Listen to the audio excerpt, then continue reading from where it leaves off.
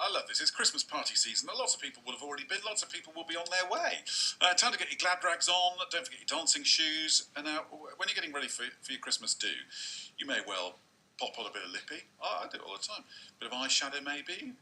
What are the best techniques, though? Well, Paula Tennant has been a professional makeup artist in Leicestershire for over 8 years, and you've been trained in cosmetology. Cosmetology. I love that. It sounds like it's space, but it's about cosmetics. Well, it's not just cosmetics, it's all skincare as well, it's anything to do with the beauty side of things. You've been doing that for 20 years. Yeah, I'm quite old, remember. Oh, no, you're not.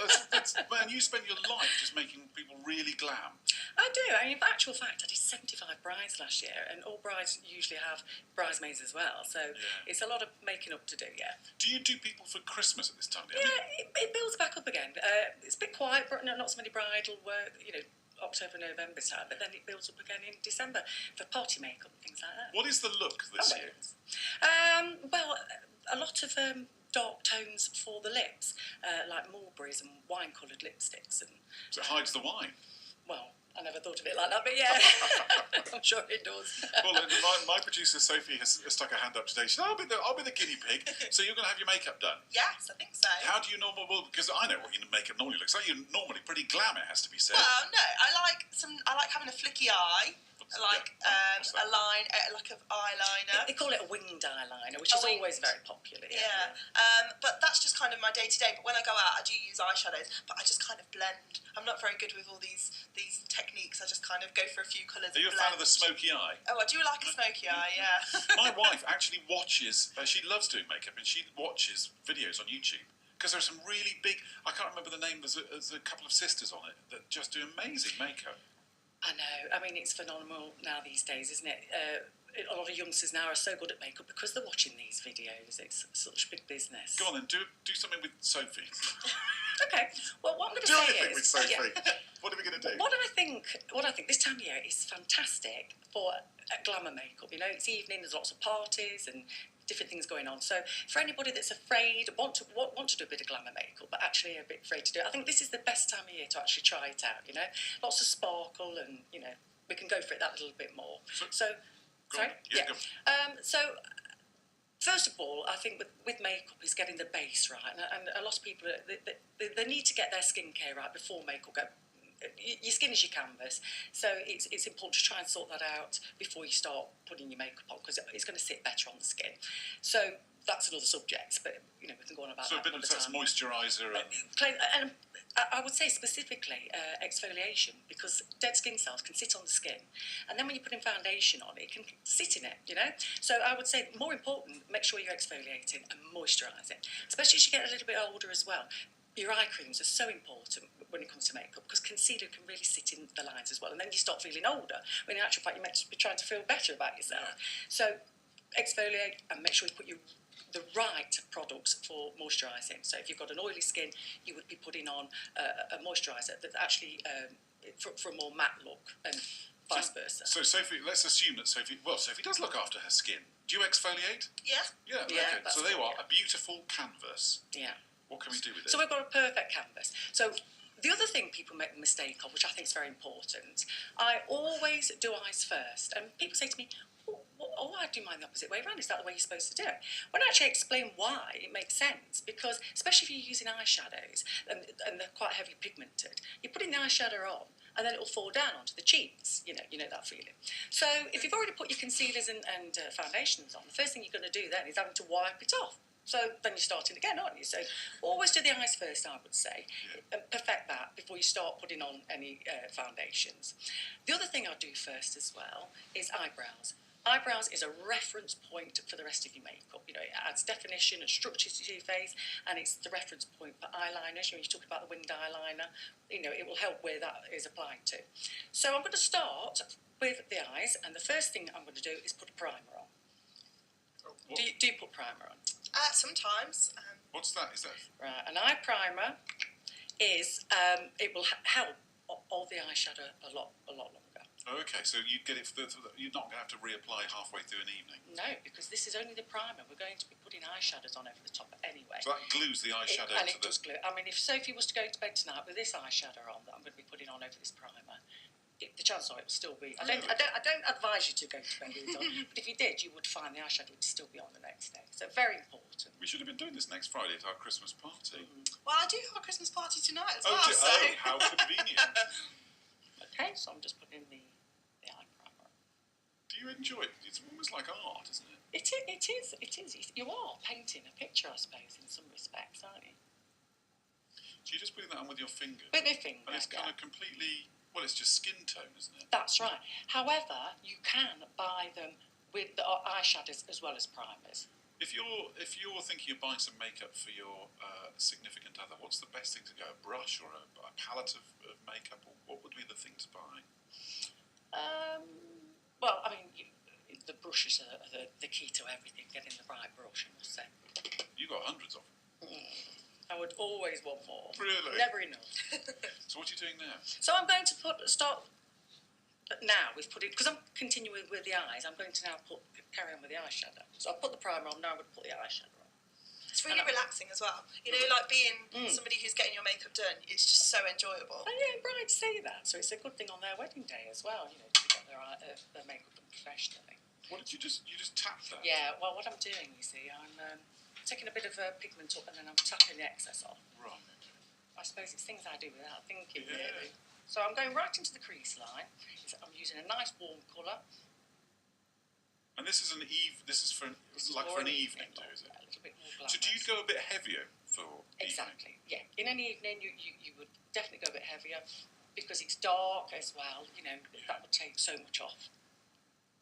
Well, we're going to play a bit of music whilst you get stuck in with this. That's amazing. What's a beautiful colour. And would you change that dependent on Sophie's skin tones?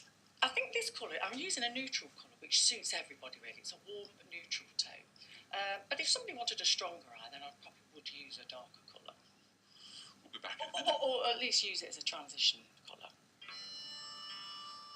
Sophie's being transformed even as we speak.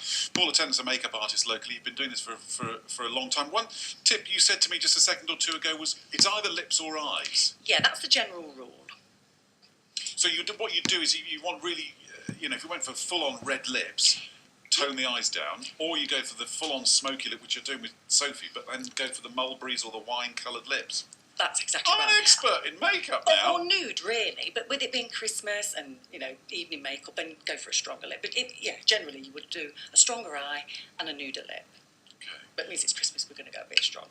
And you can glam it up, presumably, a bit at Christmas, can you? Oh, yes, of course. It's the best time to do it, you know. If you want to practice anything and you're not sure, but I think that's the time to go for it. You can get away with anything at Christmas. So good brushes is the key to everything. A good skin, or the best skin that you can get for yourself, and the good brushes. Yeah. Have you finished? No. So Sophie's eyes, they go darker towards the edges? That's right, yeah. So lighter to this point, and to 3/4 of the way, and then just sort of dark on the outer corner.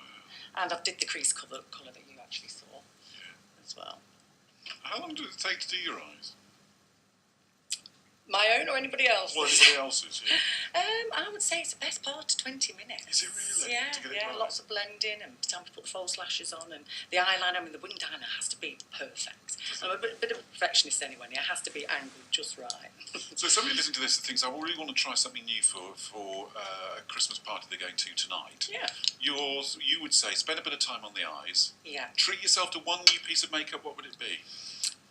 I think if you haven't got a lot of experience in makeup, then I would actually probably go for the lip, because anybody can really apply lipstick. You know, if you put a bright lipstick on or a deep pigmented lipstick, you look glamorous automatically, don't you? So if you're not very good at makeup, then I'd go for the lips, actually. And treat yourself to a really good lipstick. A really good lipstick, yeah. And the key, I'll tell you the best thing that someone ever taught me years ago.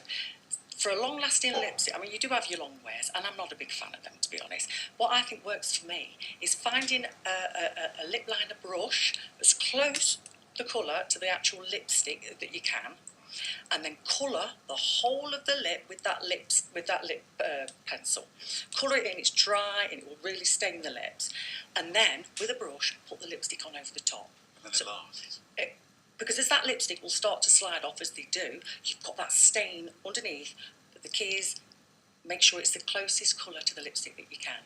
So and it will look like it's last forever. Right, got you. Love it. So as it slides off, it's still there. The colour's still showing. How's it feeling, Sophie? Yeah, really lovely. But you don't even know what she's doing. You can't see. That's the amazing No, thing. that's the great thing though, because you kind of you're being transformed, aren't you? And then you open your eyes, and then you're like, "That's me." Do you feel different when you've got a full makeup?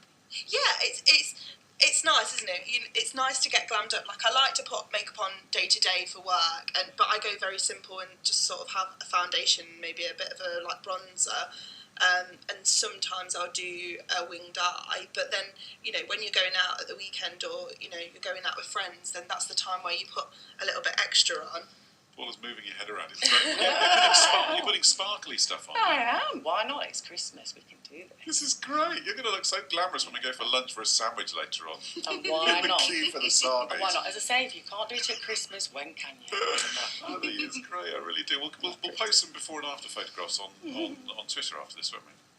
Yes, we will. That looks amazing. And that's a bit of sparkle. So even if you did your ordinary eyes, presumably you could stick a bit of sparkle on and suddenly you're all glammed up. Exactly. That's exactly it. Add a bit of sparkle and you're automatically glamorous. Even if you had a very nude, natural eye, just stick that little bit of glitter over the top, yeah. Oh, I love what you're doing. That's fantastic. 5 minutes past 11. It's just, you can tell Christmas isn't here.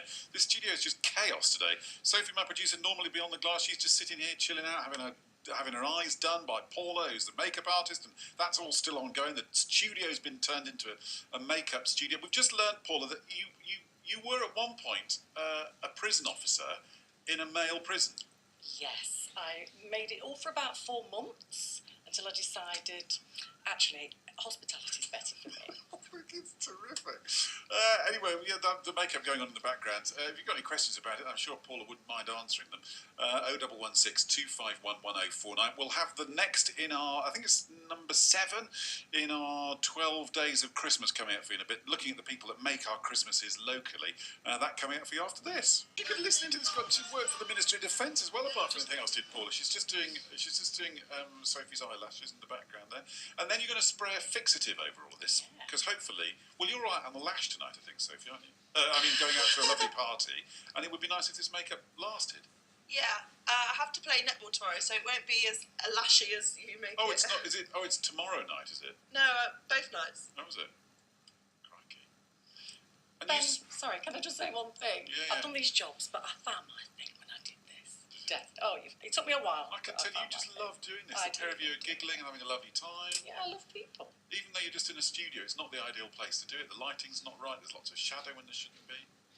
You've loved it. I like people and I like happy occasions. It's great. Look. And then you're doing some... What's that thing you're doing? Contouring.